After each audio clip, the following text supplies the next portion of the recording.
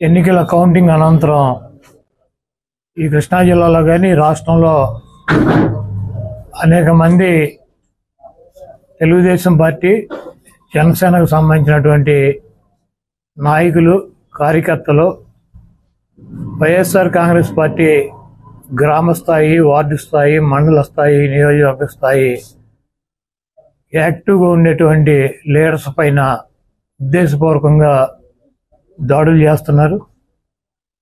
అదేవిధంగా వాళ్ళ ఇళ్ళకెళ్ళి ఇళ్ళు పగలు కొడతాం, కార్లు పగలు కొడతాం, అర్ధరాత్రులు వెళ్ళి వైఎస్ఆర్ కాంగ్రెస్ పార్టీ శ్రేణుల్ని భయపెట్టాలి, ఈ వైఎస్ఆర్ కాంగ్రెస్ పార్టీని డిస్టేజం చేయాలని చెప్పి పెద్ద ఎత్తున ప్రయత్నాలు చేస్తున్నారు. వాటిల్లో కొన్ని చోట్లయితే ఫిజికల్గా వ్యక్తుల మీద దాడులు చేయటం, కాళ్ళు ఇరక్కొడతాం, చేతులు ఇరక్కొడతాం, తల్ల బాగలు కొడతాం. అదేవిధంగా ఈ గ్రామాల్లో కానీ ఇక్కడ కానీ మీరు ఉండకూడదని చెప్పి వార్నింగ్లు ఇవ్వటం అనేక రకాలుగా చేస్తున్నారు.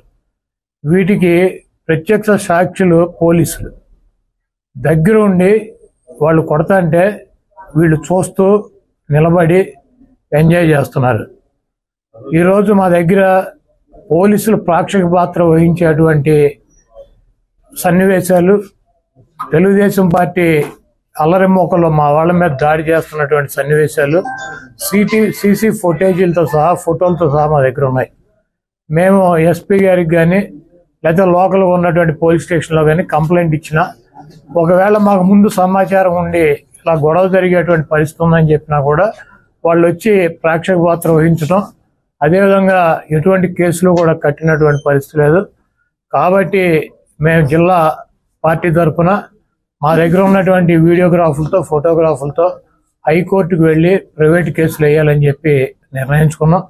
తప్పకుండా దాడులు చేసినటువంటి వాళ్లే కాదు, దాడులు చేస్తుంటే చూస్తున్నటువంటి పోలీసు వ్యవస్థ మీద కూడా కేసులు వేయటానికి సిద్ధంగా ఉన్నాం.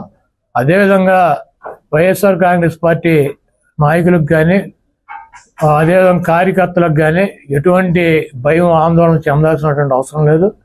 రేపు 2 రోజుల్లో జిల్లాలో ఉన్నటువంటి ముఖ్య నాయకులందరం కలిసి ప్రతి నియోజకవర్గానికి వెళ్ళి దాడులు చేసినటువంటి వాళ్ళు ఇళ్ళకెళ్ళి ధైర్యం చెప్పేటువంటి కార్యక్రమం చేస్తాం.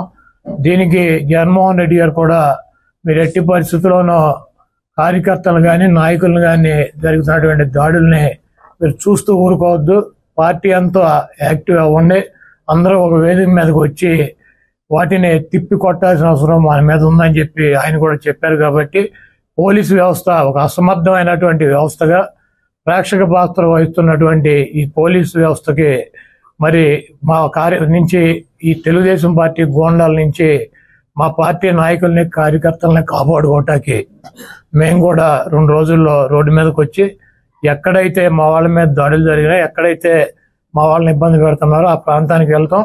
ఆ కాన్స్టిట్యున్సీకి కానీ, ఆ జిల్లాకు కానీ సంబంధించినటువంటి నాయకులందరూ కూడా పాల్గొంటారు. ఆ నియోజకవర్గంలో ఉన్నటువంటి లీడర్స్ కానీ, కార్యకర్తలు కూడా పాల్గొంటారు. తప్పకుండా లా అండ్ ఆర్డర్ ఇష్యూస్ కనుక వస్తే దానికి పోలీస్ వ్యవస్థే బాధ్యత వహించాలి.